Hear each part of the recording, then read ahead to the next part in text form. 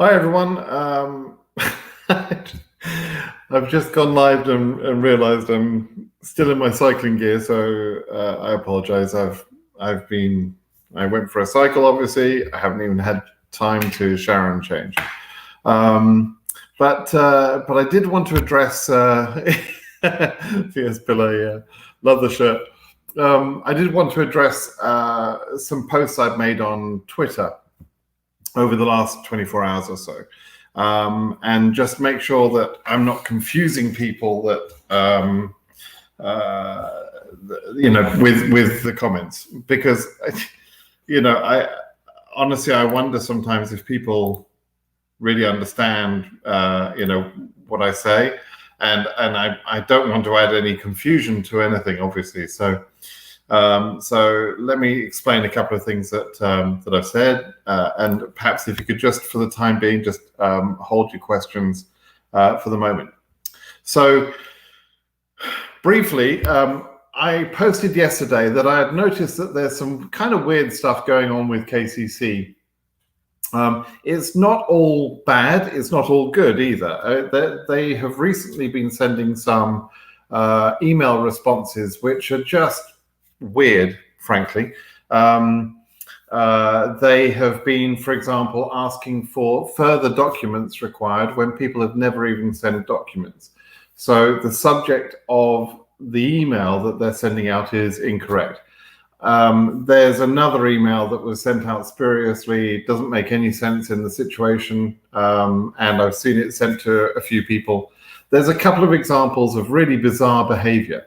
Now, I suspect what that means is that that KCC are increasing the number of staff they have, and so they're a bit confused in what they're doing. Let me just put up this banner. Hold your questions. Yeah, hold your questions, please. So I suspect it's because staff are just a bit confused and new and don't know what they're doing, and they don't understand the significance of the email formats and templates that they're using. So that adds some confusion. Then there was a situation yesterday where I was starting to hear about bearing in mind that I'm very cautious how I take information. I've been doing DV Lottery for 8 years, and I've heard people just tell me point blank nonsense, absolute nonsense information, either through confusion or through they heard something and they misunderstood it from somebody that said something on the internet, all sorts of things. I have people telling me all the time that I've said things that I'm absolutely certain I haven't said. I had an example of that today. Absolutely certain that I would never have said what someone is saying that I said, right? I get it all the time. So I'm very cautious how I disseminate and understand information about DV Lottery, because I understand there's a lot of bullshit that seems to just come from nowhere. And I'm very, I spend quite a lot of my time killing off bullshit if I can. I hate bullshit. I hate it because it grows and people misunderstand things and they add more crap and more misunderstanding on top of things. So it's very detrimental. So I will sometimes argue a point with someone simply to argue the point because I can see where they're going is creating bullshit. And so the thing that came up yesterday was that someone told me they had already received, two things came up yesterday. One person said they had already received a 2NL for September interview. And I thought, that's odd, that's weird. But there was only one person. I never sort of assume anything from one person. It could be a misunderstanding. But once I've had 2 or 3 reports about the same thing, I tend to believe that information. I tend to sort of look for some sort of other evidence to qualify and improve that information. And once I've found that, then then I'm sort of more likely to believe what someone is telling me. So today I've got other information that tells me that yes, some September 2NLs have been sent for all dates in September, I would imagine, but particularly some on September 30th. and there's some specific challenges for when you're being interviewed on September 30th. And so I've had some discussions with someone this morning on Twitter about that. But what's really bizarre about that is that the VB has not been issued yet. The visa bulletin has not been issued. Now, technically speaking, it would be possible for numbers to be retrogressed, wound back in the visa bulletin. So I've never, in 8 years, I've never seen KCC issue 2NLs for the month of September in this case, but for the month where it is, without having the visa bulletin come out first, because in theory they don't have permission to do that. Now, I'm sure behind the scenes they know that the numbers are not going to be retrogressed. I'm not saying that the numbers are going to be retrogressed, but my point is, it's very weird that they are sending out 2NLs for September already, right? Before the VB comes out. It's a weird thing. And now on Twitter, of course, that's been misunderstood. And so some people say, oh, no, it's all over. They're working on DV2022. The 2NLs I'm talking about are DV2021 cases. This is not about DV2022. This is about DV2021. It also doesn't mean that they've finished with the September interviews, right? It's just the beginning of September interviews. And I know, and we all should know, that for the next 2 to 3 weeks, we're likely to see more and more 2NLs go out for September. It may mean that there are no more August interviews going to be sent out, but I can't be sure about that because this has never happened before. And so, we'll have to wait and see what that means. And what does it really mean from the point of view of KCC? Why are they doing that? Well, it could mean a couple of things. It could mean, and this is just a possibility and pure speculation on my part, so please don't jump on this too much, but it could mean that they're trying to have a good September, right? That they're trying to sort of use extra time to have a good September. Maybe. It could mean that. It could also mean that because the year is coming to an end, that they are trying to sort of get some of those appointments scheduled in order to give the physicians in the countries where those appointments are being set up, in order to give those physicians a chance to set up their schedules. Don't forget that when I talk about the system, the capacity of the system, it's KCC is the single point through which every case has to go. The embassies all have their situation, but there's also the physicians for each embassy. And you can't overwhelm any part of that system, right? You can't send too many interviews to one particular embassy because the physicians wouldn't be able to cope. So, there is limitations, built-in limitations in the capacity of this system. And of course, we're nowhere near those limitations in reality because DV Lottery is being prioritized at level 4, very low, compared to other types of visas. So that's that's just something I wanted to explain. So the September 2NLs that are going out, 2NLs meaning interview schedules for September interviews, they've started going out. We saw a lot of 2NLs go out yesterday, and I suspect a large number of those would be for September. Some might be for August, but we'll only find out over the next few days as people give us a little bit more feedback about that. And as I say, again, let me reiterate, it does not mean that September is done. It doesn't mean that DV2020 is done. The real reason that I think that this is happening, I mentioned what could be happening. I think what is happening is probably the impact of the lawsuits.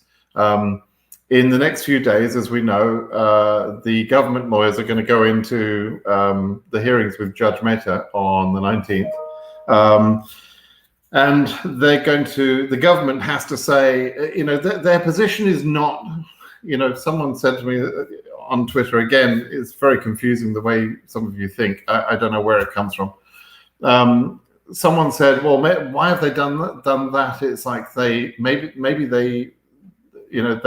be about to win. The government's position of winning is not about not giving out visas. That's not what they think of as winning. what they think of as winning, the reason that they're arguing, is because they're trying to say they're doing as much as they possibly can, right? We all think that's nonsense. It is nonsense, and the lawyers are not accepting the excuses and the bad behavior, the bad faith, and the lack of performance by the government and by KCC and so on. But they're saying that you know, their position is, well, look, we're doing as much as we can. So what would they do a few days before the lawsuit and before having to go in front of a judge? They would try and do as much work as they can and say, look, we're already doing all of this work. We've already got interviews scheduled until September, the very end of September, 30th of September. I don't think it's a surprise that out of the blue, they've chosen to interview a number of cases, and I know there are several, on the 30th of September. They're trying to sort of put out a position that they are working as hard as they can, and they've got interviews scheduled all the way through. And frankly, it's nonsense. But you know, that I think is what they're trying to do. So I think that there is some discussion between KCC and the government saying, look, here's what we've got to do. We've got to make it look as if we're doing a really good job here, because we're going to be put on the spot. How can we justify only issuing 10,000 visas in the whole year? How can we justify that? Well, we can't justify that. So we better show we're working as hard as we possibly can, right? That's all I think it's about. I don't know for sure if that's true or not. You know, I'm reading between the lines, but I think that's what's happening. There was another oddball thing that happened yesterday. The other oddball thing was somebody, and I only have one instance of this, and this could easily be a misunderstanding, but I'll mention it now because it's the type of thing that can come up. Somebody on my blog mentioned that there are some cases in Sri Lanka who have received their 2NLs in the last couple of days, which I now believe that's true, right? And I didn't necessarily automatically believe it yesterday, but I do believe it's true. And that some of those cases, a number of those cases, according to this person, are cases where they've only very recently had their documentarily qualified email, their ready for scheduling email. That would be weird, right? There are, up until now, it looks like the interviews are being given to people who were documentarily qualified, ready for scheduling, back in December and January of this year. And so how could we suddenly get to a position where they're sending emails, they're sending interviews for a particular embassy right up to date, right? Well, that could happen in a couple of ways. If you had an embassy that had very, very few applicants and was not accepting applicants from outside of that country because they want local residents only, they don't want people traveling for COVID reasons, they could say, that embassy could say to KCC, we're available, we can take 20 DV lottery cases in the month of September or something. And KCC could look at their files and say, okay, well, we have to find 20 cases for embassy ABC. And so, that means we've got to go further and further in the dates. And it might be that for a small embassy with a quiet workload, etc., that would bring them further than the December or January timelines I'm talking about in general, right? So there might be some difference from one embassy to the other. The weird thing is Sri Lanka has 1,500 selectees. I can't believe that there were very, very few of those selectees that actually submitted their documentation, and that we're right up to date with those. It seems bizarre, and I haven't proven it in any way. So I'm a little skeptical of this information, but it could be possible, right? Sometimes people deliberately give me false information. I don't know why, or they like to spread silly rumors. I don't know why. In this case, I don't think it's that situation at all. I think it's, maybe there's a misunderstanding, or maybe it's true. I don't know. But I don't want people to sort of latch onto it too much, because it's not going to be the case in every embassy, by all means. And of course, lastly, my last point about this before I go on and take some questions. We're still having a disaster. There's no doubt about that. If you think that they're suddenly going to, they're working hard on September because they're going to try and give out 40,000 visas in September, you're nuts.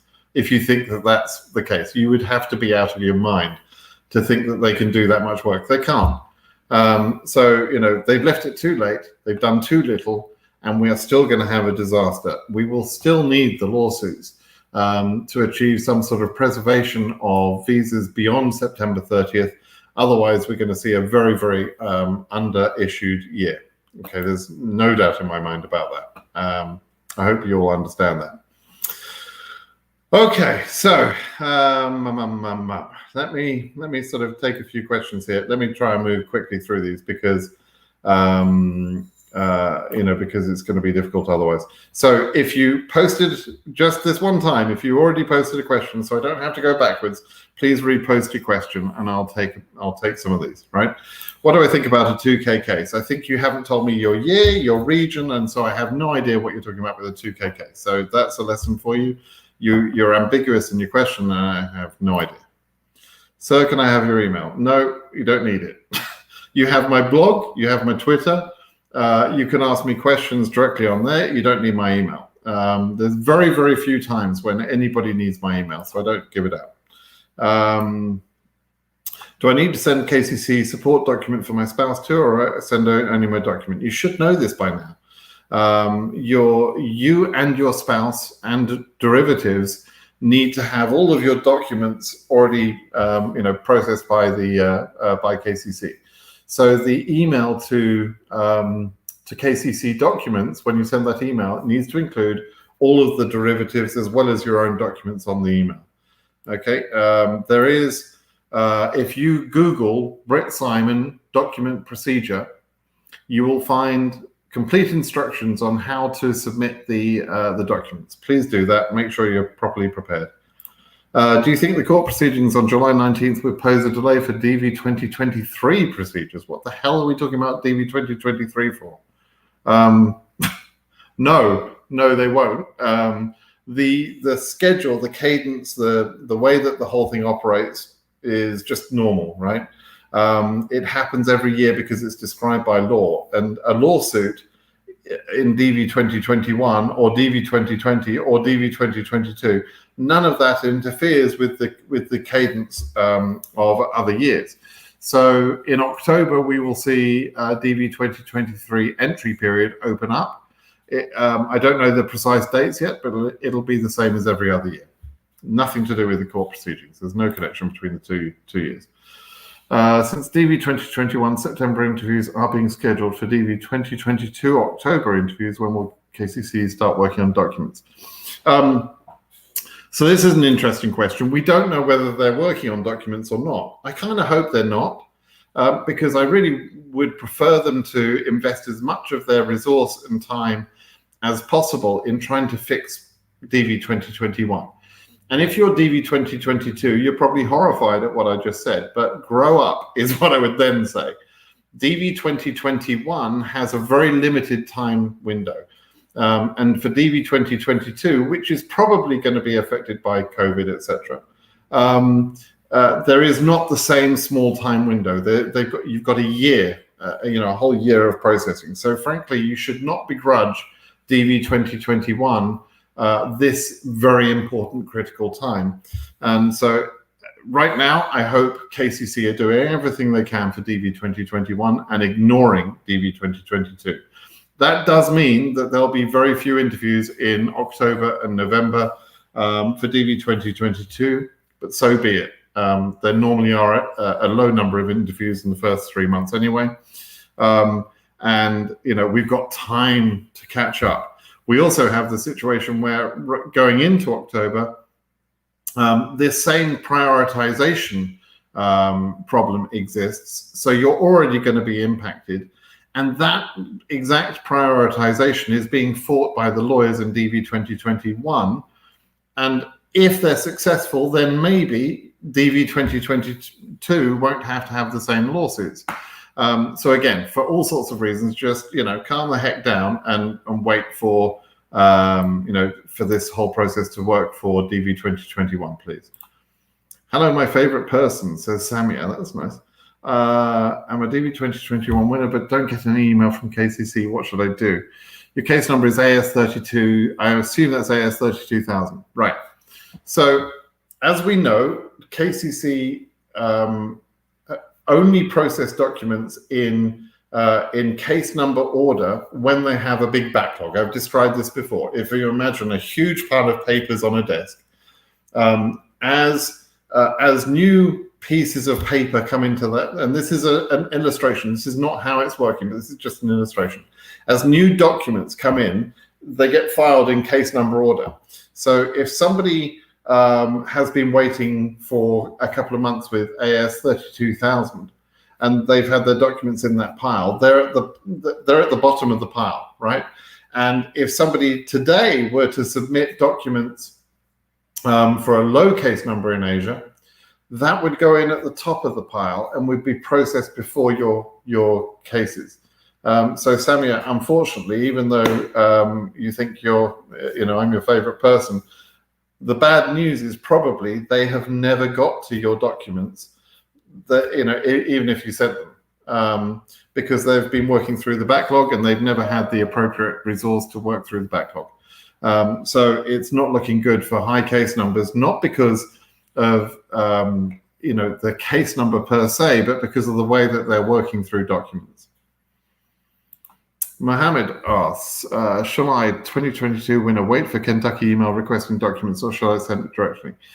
Chuck Cook this morning said something about send your documents now. I think he's realizing what I realized a few months ago, which was just ignore the instructions from KCC, send your bloody documents, right? I did the send your bloody documents campaign. I think that was in February of this year. And I've been telling people since January, or perhaps even December, to send in documents without being asked. I'm a little bit conflicted in this, and I've said this in other previous recent videos. But on balance, you have to look after number one, right? You have to look after your own case. And so on balance, I would say, send in your documents, by all means, send them in. And then you'll have to monitor later to see whether they really received your documents, whether they processed your documents.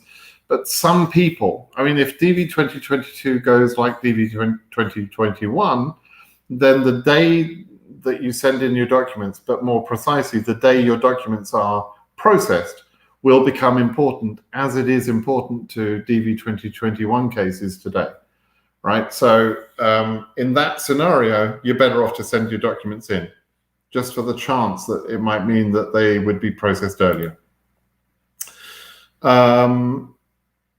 2020 and 2021, best part for you might be a new experience reg DV. Don't know what that means, Chase Dream. Best part for you, I don't know what that means. Ferdinand, is it possible Judge Mehta would give decision Gomez to the go hearing to give these?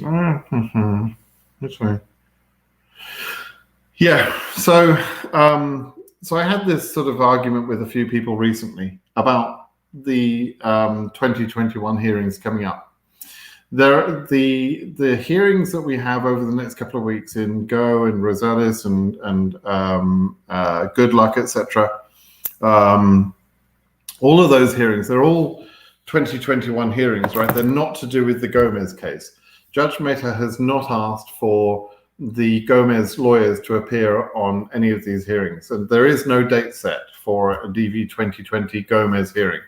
Having said that, Judge Mehta could issue a decision without any further hearings. He doesn't necessarily have to have a further hearing. He offered to have a further hearing. He wanted it for July 13th, today, right? And that was declined by the lawyers. I think Chuck Cook wanted to agree to that, and other lawyers said no to it. And so the whole thing got delayed, and now there is no date, right?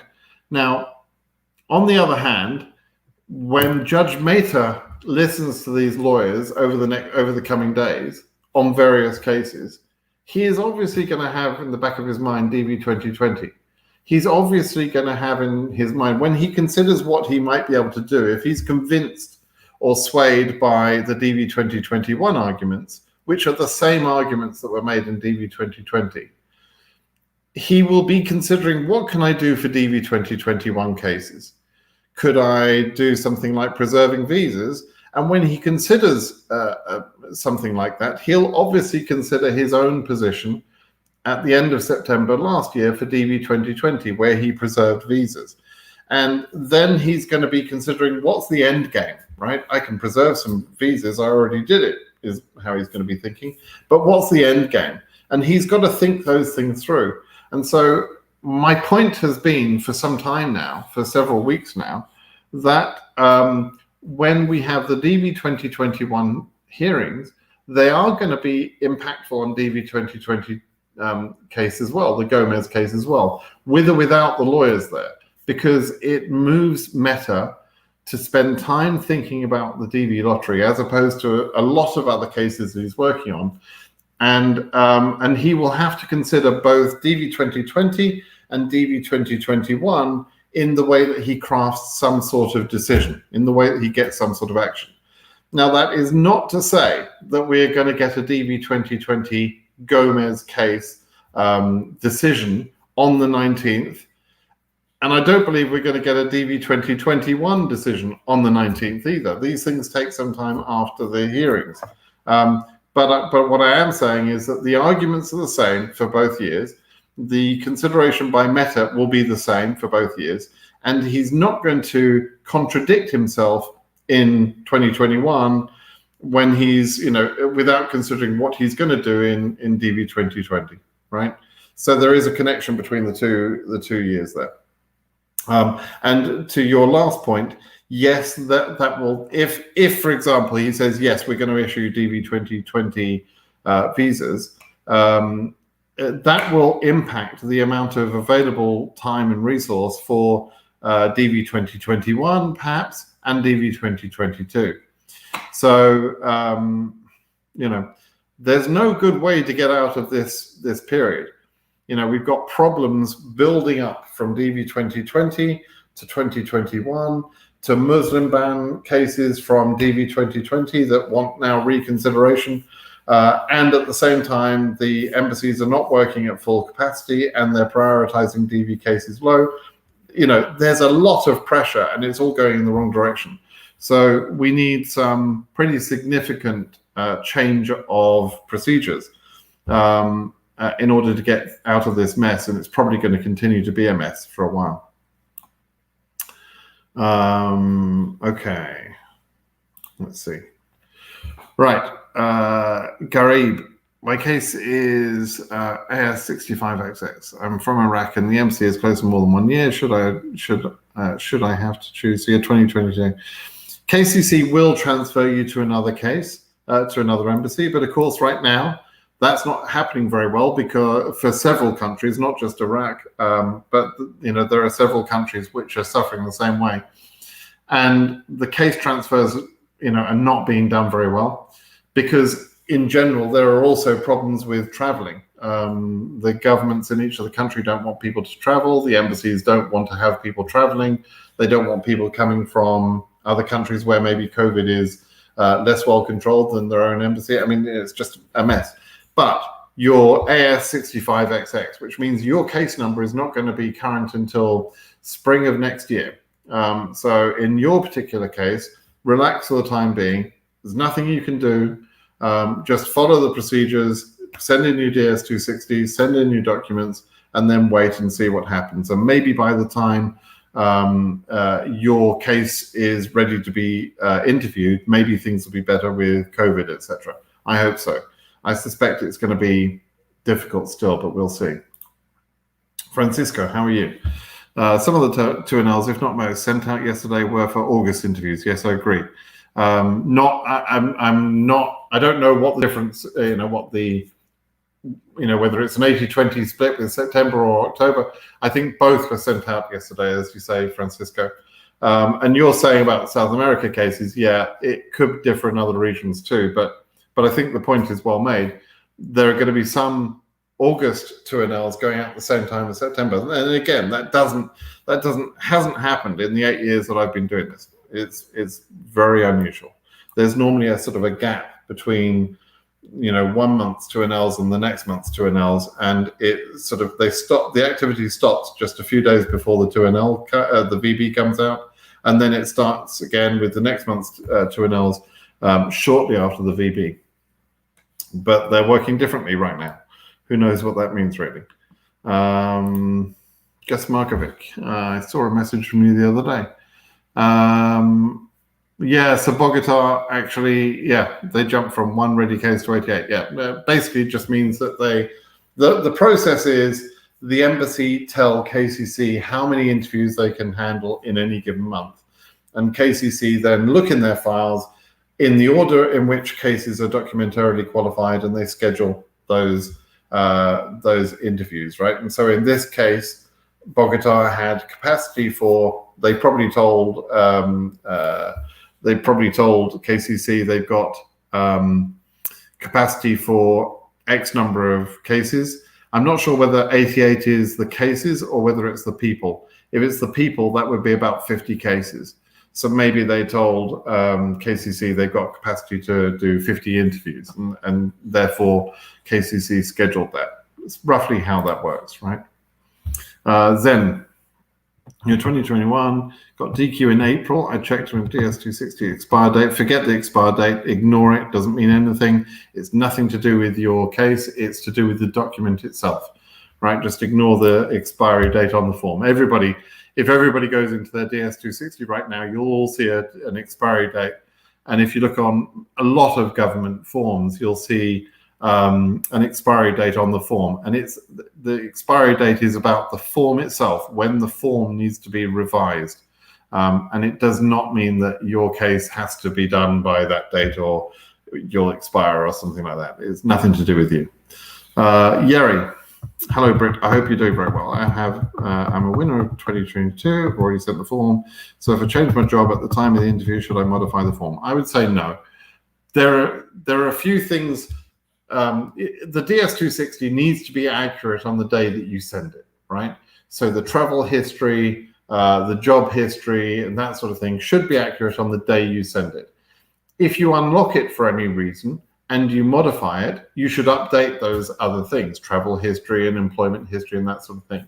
But on the other hand, you don't need to unlock it simply to change your job or whatever else. It's a pretty trivial thing.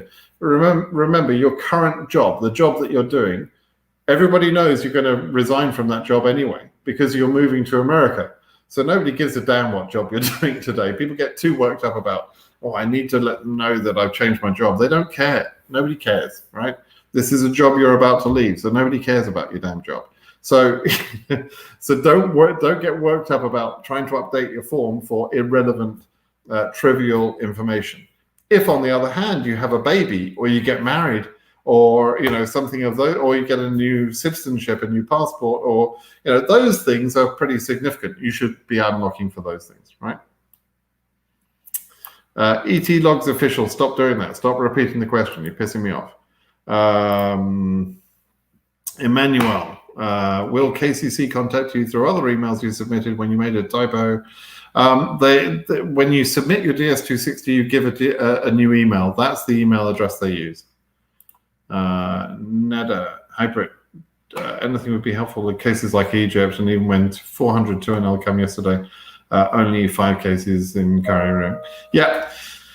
Is it politics? Is it politics? I don't know what you mean about politics. It's Cairo embassy is a very, very busy embassy with lots of family-based cases, right? And family-based cases are the priority according to the government, right? I don't agree with it, but that's the government's position. That's the prioritization. And so if Cairo have set a very low number of available interviews for DV, that's all KCC can do, right? I don't know whether they'll send some more. I certainly hope so, but I can't be certain. Oh, blast. I just, I scroll by. That's the worst thing about this StreamYard thing. I just lost a bunch of questions. And one of the things that causes me to lose my place in the questions is when some Muppet repeats the question over and over again, which is why I say I get pissed off with people that do that. So now I don't even know where I am. I'll show this question, and I'm not going to answer it because I can see you've repeated that a million times. So I'm not going to answer your question. Karunal Patel. Hi, Simon. Am I supposed to send the statutory instrument from court or of my other name used in the past? I don't know what you're saying here. Statutory instrument. I don't know what. Do you mean a violin? What sort of instrument are you talking about? Are you talking about a document? If so, please be clear. From court of my other name used in the past on my passport as a court document to KCC. Please help me by answering. Okay, so you changed your name. When you change your name, there is some sort of legal document that goes along with that. Most name changes are through marriage, but you can go through a court process to change your name in many countries. And if you have documentation about that, then yes, by all means, submit that to prove why your name is different from your birth certificate or whatever other documents you're providing. Yeah. Okay. And when you send documents like that, by the way, just give it a little explanation on the document when on the PDF or the JPEG or whatever that you send through. Give an explanation why, what this is, name change document or something like that, right? It makes it a little bit easier to understand. Azadeh Imanlu. Case number is AS600. You don't tell me the year. Please give me the year. And I have received below response from KCC. Your case number is now current for interview processing. Once the interview date, okay. So that email, that specific email where it says your case number is current for interview processing. In a normal year, it means that you're literally a few days away from getting your 2NL. In this year, it means you're in a group of people that they're actively trying to schedule. You might be in a pool of, let's say and I'm just making these numbers up, there might be 50 people that are waiting to be scheduled at your embassy, right? And all of you are ready to be scheduled. And so that's good. If the embassy has 50 DV slots, then you'll all get the 2NL in the next few days or in the next release of interview slots. But if the embassy is saying they only have 10 spaces available for the whole month of September, then I can't say for sure that you're going to get, you could get this current for interview processing email and still not get the 2NL, right? So you're really close. You're on the verge of getting your 2NL, your interview appointment, but I can't tell you exactly that, 100% sure that you will get it because I don't know your embassy. I don't know how many cases they've got. I don't have access to that information. Okay. Oh man, between a couple of you, you're repeating the same question over and over, and you're spoiling it for everyone because now I've just got to scroll past a bunch of questions here. Clan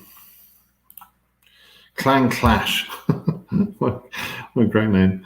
DV2022. My DS260 has a mistake on the name of employer regarding job experience. Should I wait for the 2NL?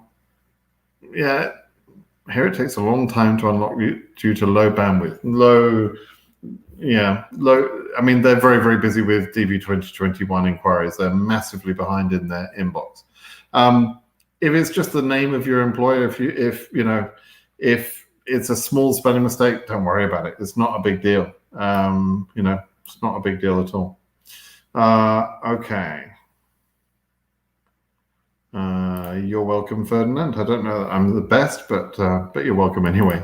Damn it! I answered this question, and you've repeated the same question 100 times or something stupid. So I'm regretting that I answered your question. Frankly, please don't do that. Don't do that. Mumbai Fitness as opposed to Mumbai Fitness. In case you won DV2021 and it was not processed due to COVID, are you to submit a new entry like in DV2023? Yeah, absolutely. Anybody can resubmit, have another entry in another year. So yes, absolutely, resubmit. Even if you think you're going to get processed, if you're a DV2022 winner and you think you're going to, you've got a low case number, whatever you think, right? There's no harm in entering DV2023 in October. Just, go ahead and enter. There's no harm in that. Plethora. My wife is the applicant. Will they consider my traveling records as well in the interview? Yes. Yeah, they will. You've got to provide documentation. And it is possible that a main applicant can be approved and a derivative can be refused. The other way around is not possible, right? If the main applicant is refused, all the derivatives are refused as well. It is possible. So as I say, it is possible that, for example, you've got travel history, you've got some sort of problem in terms of security. That means that, and I'm just making this up, this may not be the case, but maybe there's some sort of problem that means that you are a security risk and you're not going to be approved. That does not necessarily mean in your case that your wife can't be approved. It will just mean a more complicated journey for you. You'll have to go through a longer process. You won't be able to go through the DV lottery. But I'm really going to an extreme example. People are very rarely refused because of travel history unless there's some sort of security, terrorism concern. Okay. Your AS200 from Iraq, you live in Turkey, got your police certificate today. It's in Turkish and Arabic and English. Is it fine? Get it only in Turkish and English. No, it's fine. If you've got it, as long, the rule is with documents, the document has to be in English or the local language of the embassy where you interview, right? So if the embassy local language, official local language is Turkish, and you have a document that shows Turkish, Arabic, and English, that's absolutely fine. It's got Turkish and it's got English. The fact that it's also got Arabic is no problem. You don't have to translate that. Okay. Sorry. How can I select education in DS260 form? What about the chance increase when you fill DS260 timely? Well, some people filled out the DS260 too late. Or have sent documents too late this year. So there is such a thing as filling out, the form and the documents too late. But your case is still largely controlled by your case number. So just because you submitted your DS260 in the first couple of days doesn't necessarily mean that you can overcome a high case number, right? If you had a high case number. In terms of your question, how do you select education? You don't select education. You give employment history and you give education history. You answer all the questions. You don't say, I want to be approved on education or I want to be approved on work experience. You just answer all the questions in a transparent or honest way. And in the interview, if the CEO can approve you based on your education, he will do that. Always education first. If your education isn't enough, he'll then consider your work experience. So you always want to list all of your education from age 12 and up on your DS260 and give your work experience. And don't try and ignore some part of either of those things. You need to answer all the questions, right? Just be as transparent as you can. Okay. At what time will the Gomez hearing? There isn't a Gomez hearing on 13th of July, so I can't tell you the time. Oh, man. Yeri, I think already answered that one. Already done that one. Oh, man, here we go. See, I'm just clicking down repetitive questions here.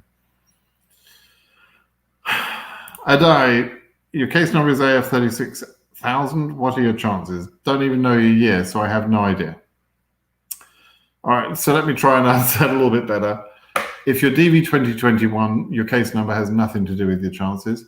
If you're DV2022, it's too early to say, what your chances are based on your case number. But in general, AF 36,000, is not particularly high, right? In DV 2022, cases in Africa go up to 80,000 something, 85,000 or so. So your number is not particularly high.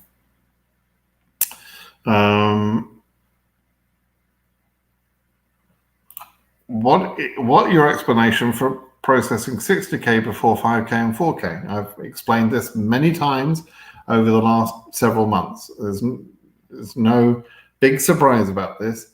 There are some cases which, there are some examples of cases which have been scheduled for interview because they submitted their forms, even though they had high case numbers. They submitted their DS260 and their documents very early after selection last year. After the selection was announced on June 6th. I know of one case, for example, I think it was AF 65,000, something like that.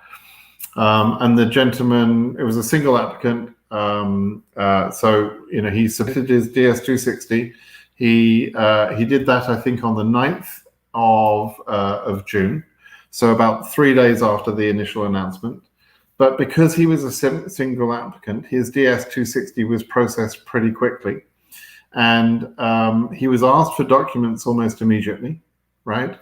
Because his DS260 was simple to process. If you're married or if you've got a complicated travel history or complicated job history or something like that, it could take longer to process the DS260. But in that case, it was processed very quickly. So I think around about the 13th of June, they asked him for his documents. He submitted his documents and got ready for scheduling on June 23rd, right? So this is before a lot of people had even submitted their DS260. He managed to get through at a time when there was no backlog of cases, and therefore his case could be processed even though it was a very high case number. That gentleman now has his visa in hand. He interviewed in Paris, right? And he was one of the first cases there. We saw pretty early on, a couple of months ago, there were about half a dozen, 10 cases or something of Africa high case numbers, and his was one of them. And everyone got freaked out. How could that be happening? Asking the same question, Sadiq, that you're asking now. But that's my explanation. It's because he got his ready for scheduling status early. And that was just, it so happened to be that way because he submitted very early. And he submitted it at a time when there was no backlog. So he must have been one of the very first cases where the DS260 was processed, where they asked for documents, and he provided documents very quickly. Remember, the timeline I just gave you, by the 23rd, he had ready for scheduling, the 23rd. So 17 days after the selection process was announced, right? So in that time, he was able to get his DS260 processed. He got his documents. He gathered his documents, birth certificate, passport, no marriage, obviously, police certificates, right? He managed to get all of that documentation together very quickly and got it to KCC. So he was very fortunate. There wouldn't have been many cases or any cases that were able to go faster than that. So yeah, that's how he got it. And that's the same for the other ones. Silly repeated question. Right, Alejandro. Is it recommendable for DV 2020? No, I've already answered this one. Yes, I would say submit them. Oh my God, Crunel, stop, and this other one that I can't pronounce your name. Stop with the posting the questions, please. Omar, 2022 winner for AS 29K. Does this number high? Yes, it's a high case number. It's probably about the highest case number I've heard for DV 2022. In which months does the visa bulletin for 2022 come? Well, it won't be anything like your number, but the first visa bulletin that affects DV 2022 will be published about a month from now, in August, and it will be sort of for interviews that start in October. But of course, very few interviews, if any at all, will happen in October. And your case number you'll wait for probably a year, and you won't know for quite some time from now how high your number really is. Okay, but it's obviously 29K Asia. It's obviously pretty high. Million, they may have already started by, I don't know for sure, but they may have already been asking some DV 2022 winners. But as I say, I think and I hope they're putting most of their resource into DV 2021 for the right reasons. So just be patient, or just send your documents. Don't wait for it to be asked. What's the fate of cases that haven't received their 2NLs, given most cases went live in May? Well, we don't have a final fate, right? Even without the lawsuits, we still have some things going on. There is still scheduling going on for September interviews, and it will continue for the next 2 or 3 weeks at least. So there isn't a final fate known yet, but the fate of, without the lawsuits, the fate of most cases this year by far is going to be bad luck, right? Because we're only going to see 10, maybe 15,000 visas. I mean, 15,000 at very most, and that's only if they do really put their foot down in September. So most people are not going to get visas this year. The lawsuits are the only chance really to change that and to try and preserve some number of those otherwise lost visas, right? So other than that, we'll have to wait and see what happens, right? Right, a few repetitive questions there.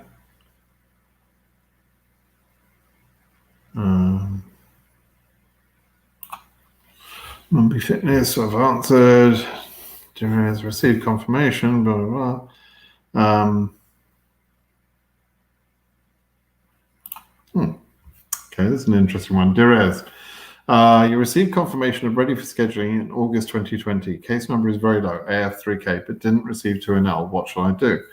So the question there is your embassy processing at all? Is your embassy completely closed?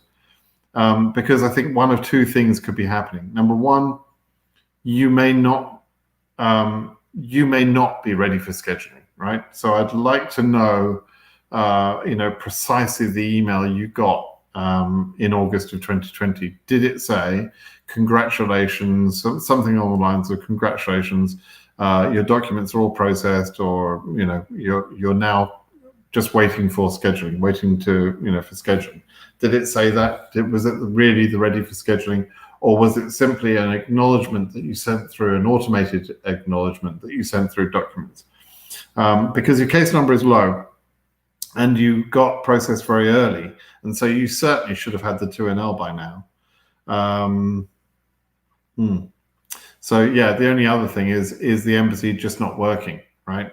Ghana, for example, wasn't working for a long time. Has just accepted some cases. So which embassy are you at? Just seeing. Yeah, you don't mention which embassy you're at. Okay. I'm looking at some other ones here. Okay, Mike Puppy, because you've got a good name there. AF 10K, DQ since January 1st. Good luck, plaintiff. Lots of good things there. Embassy is working very slowly. Does embassies notify KCC on how many 2NLs they can do?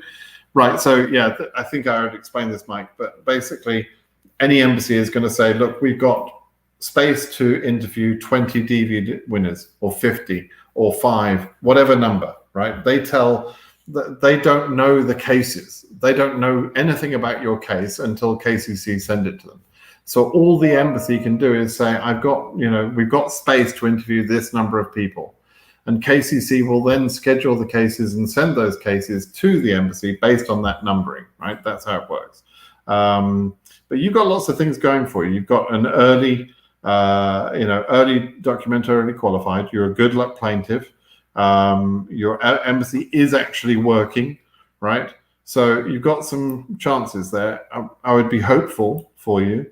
And your case number is low as well. So, I would be hopeful for you. But we'll have to see. Daz Bray, I'm trying to remember. So how this man helped me back in 2016 with his help. Well, I'm pleased to hear that. And I'm lovely, happy face in your photo there. So I'm glad I was able to help you back in 2016. It certainly was happier days back in those days. But thank you for coming back and saying hi. I appreciate that. Daniel, how you doing? US Embassy in last May, they have issued other categories rather than DV outstanding, still 18 cases stuck. What's the reason? The reason is that they're just not working very hard on DV lottery cases. They've got a prioritization set by the government arbitrarily meaning without reason, right? Without good reason. They've decided that some certain classes of immigrants, such as family reunification, should be classified higher than DV lottery cases, which puts us at the bottom of the pile. And the lawyers are fighting that, and hopefully they'll get some traction. How was my birthday? It was great, thank you. I had a great birthday. Really enjoyable. Thank you for asking, Francisco. I received confirmation of radio scheduling. Yep, already done that one. Let's see. EU 2K, can I be sure? I don't know if you can be sure. Well, I don't even know which year you're in. I assume you're DV 2022. Basically, nobody can be sure of anything at the moment, right? Mathematically, we can say that your case number is low. Sure, that's for sure. But is your embassy working? Is COVID crisis going to get worse? Is the Delta variant of the COVID crisis going to make, the world go into another disaster? We don't know. I don't know. I don't know what's going to happen in the next few months. So, we have to wait and see.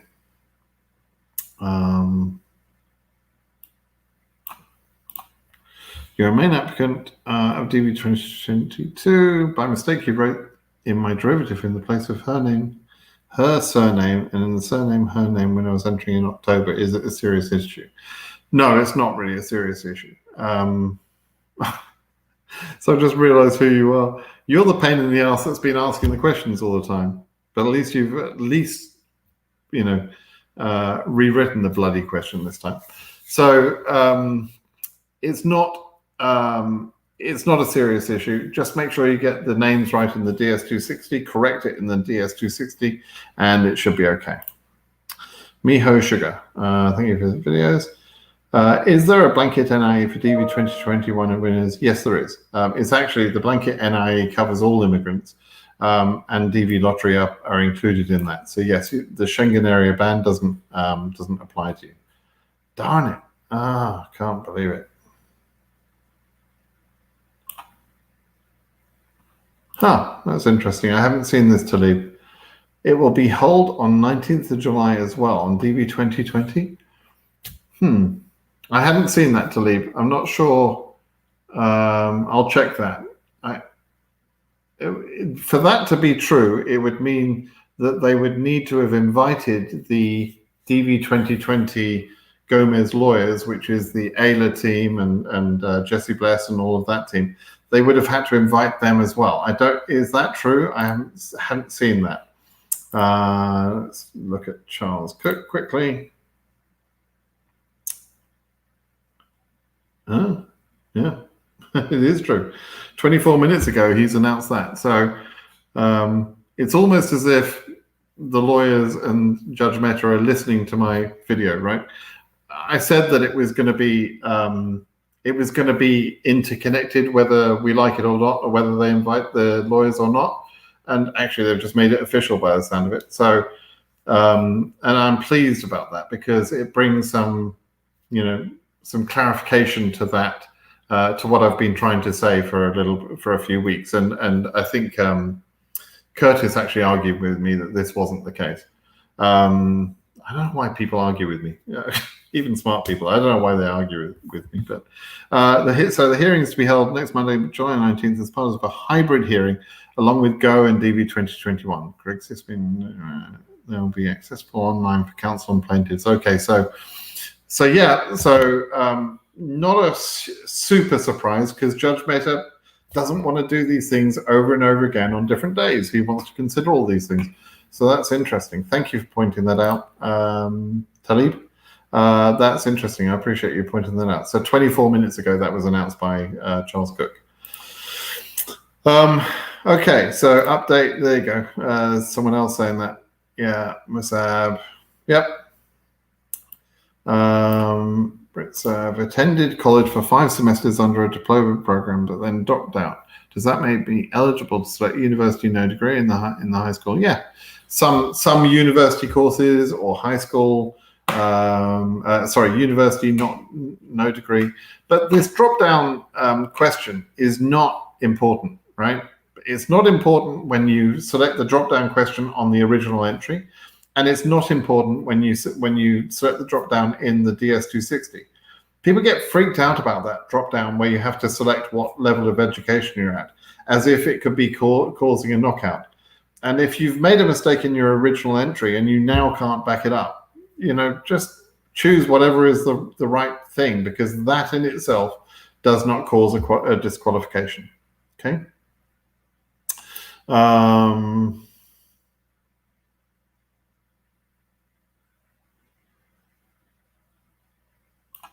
Right.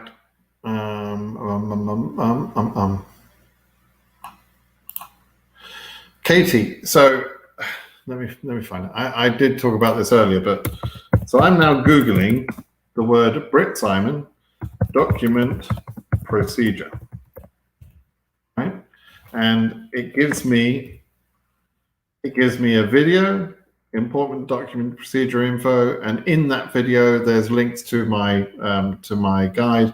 My name, Brit Simon, is a pretty good keyword to put into a Google search or a DuckDuckGo search or whatever. Put in my name and what you want to know about, and you're going to find either an article that I've written or a video that I've made or something. In this case, typing in the words Brit Simon document procedure brings up a video which also links to a document which has the full details of what documents you have to send, how you name the documents, how you send them, where you send them, the whole thing, right? So it's not hard. Not hard. I've been doing this for years. There's lots of information on my blog. You'll find there's plenty of help there. And if you don't know my blog, it's britsimonsays.com. But again, you'll get that same thing in the search. Any news about OC, Fiji Embassy, US Embassy not conducting interviews? I don't know the situation in Fiji. I don't really know. I don't know why they're not doing that, but you know the situation locally better than I do. Okay, Switzerland. Switzerland only has, I was going to say I have a very small number of selectees. 48 selectees, April, May, June, July, no July on the list. That means totally 6 cases ended July. Yeah. It's never going to be a lot in Switzerland, obviously, just because there's a low number of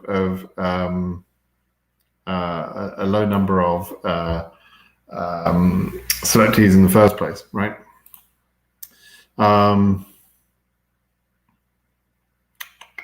Okay, a couple more questions. Just looking for a couple of interesting or important questions here.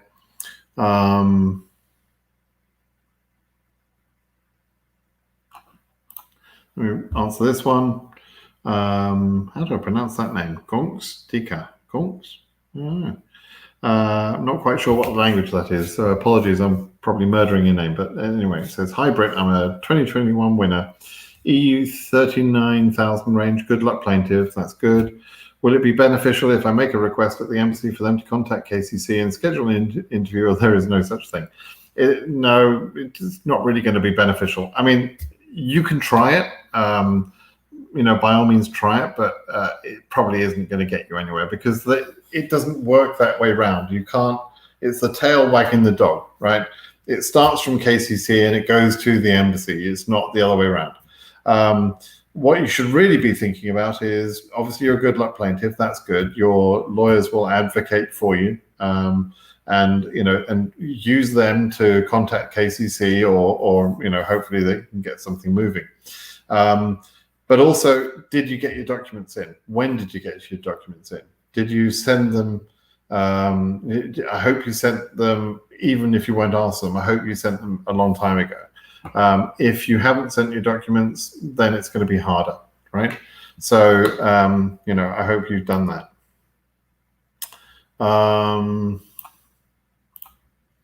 What's the percentage of Nepalese got in EDV 2022?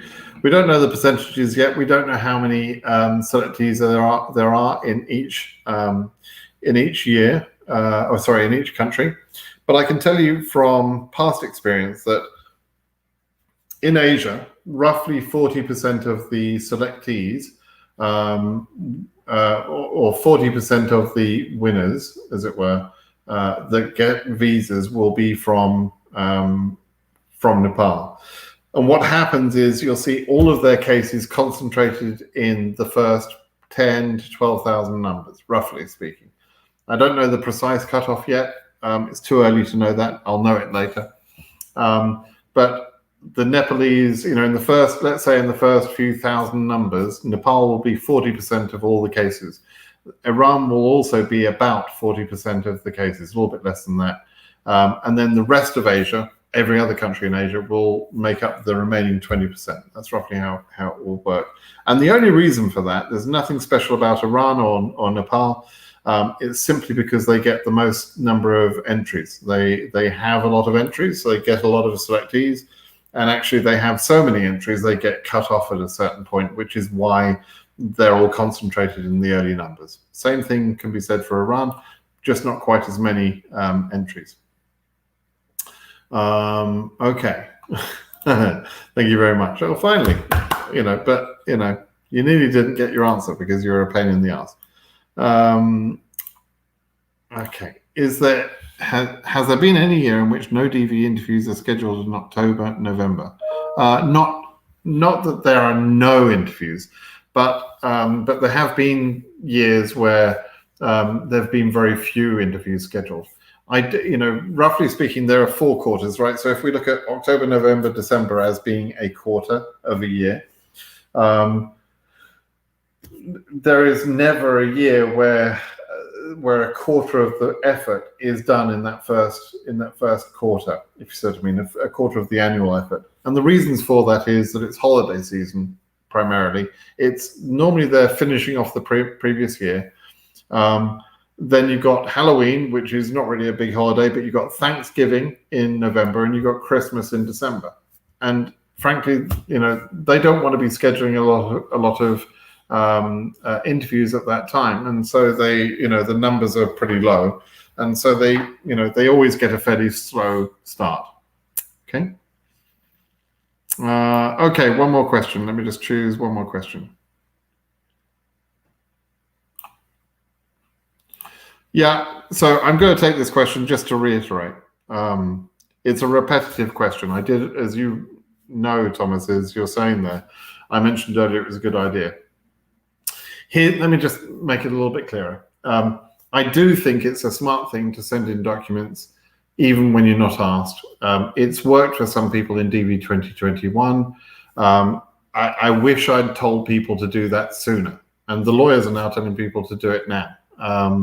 But which is too late, frankly. But nevertheless, the principle is there. Send the documents in. There is no rule that says you can't do that. Right, and again, I had an argument with Curtis Morrison because he likes to argue things for some reason. I had an argument with Curtis about this. There is no rule, and it is a pointless argument to try and make to say that there is a rule that says you can't send in documents unless you've been asked. That is not true. It's absolutely not true. You can send in your documents without being asked. There is a risk, right? And the risk of sending in your documents without being asked is that KCC documents department, which is a bloody mess, may screw it up and lose your documents. They may have so many emails that they just kind of delete some. I don't know what the hell they do, but they appear to lose documents, right? And so if they haven't asked you to send them and you send them anyway, they may not be ready to catch the ball that you're throwing, right? That's a possibility. So you have to be a little bit careful. But if I were, particularly with a low case number such as yours, Thomas, I would send in my documents for sure, because there's a chance that it will mean you'll have an earlier interview, an early-ish interview. Perhaps you could get into an October, November, December type interview slot, right? So yeah, I would do that for sure. If for other people who've got higher case numbers, you can send them in too. There's no reason, there's no technical reason why you can't. You just have to be a little bit cautious, and try and later on, hopefully we've got communication re-established with KCC, and hopefully they'll be able to tell us at what point your documents are at. I really do hope they're fixing the procedures. Okay, that was my last question. And let me just put that in there as well, which is what Chuck Cook is referring to. Okay, everybody, thanks for joining me. I hope everything's clear now in terms of what KCC are doing, my suspicions of what they're doing. It's too early to claim a victory on that. The lawsuits are tremendously important, and I'm really thrilled that that they now officially are including DV2020 in consideration on that day too. Although, as I said earlier in the video, and as I've said weeks ago, it's just obvious that that was going to be the case. It's just obvious that DV2020 was going to be in the mind of Judge Mehta on that day, whether he needed lawyers or wanted lawyers to appear or not. This whole mess that has happened to DV2020 and DV2021 and will be happening to DV2022 needs to be resolved, right? We may not love the resolution, but we do need to get a final resolution for everybody. So, I'm hoping that that does become a reality soon.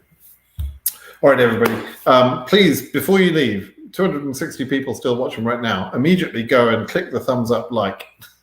I don't know what it does, but apparently it helps me.